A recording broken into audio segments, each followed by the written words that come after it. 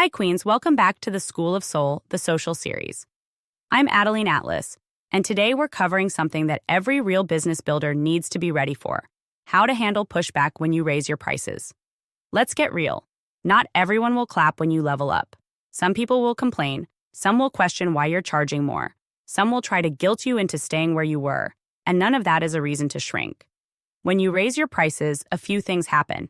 You filter out the people who were only in your world because it was convenient, not because they valued your expertise.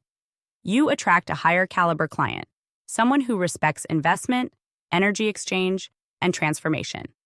And most importantly, you create a healthier business where you're not exhausted trying to serve everyone at every level. If someone pushes back, here's how you handle it.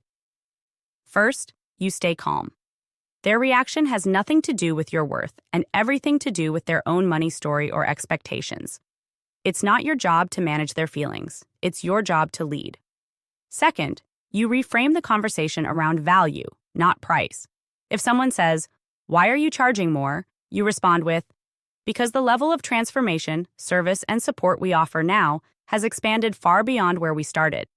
Our new pricing reflects that growth and ensures we continue delivering exceptional results." Third, you protect your energy. You do not owe long explanations, justifications, or endless debates. If someone truly cannot see the value you bring, that's okay. Let them go gracefully. Your new chapter isn't built for people who want everything for nothing. And lastly, know this: pushback is often a sign that you're on the right track. You're stepping out of the accessible to everyone zone and into the valuable to the right one's zone. That's where real businesses are built.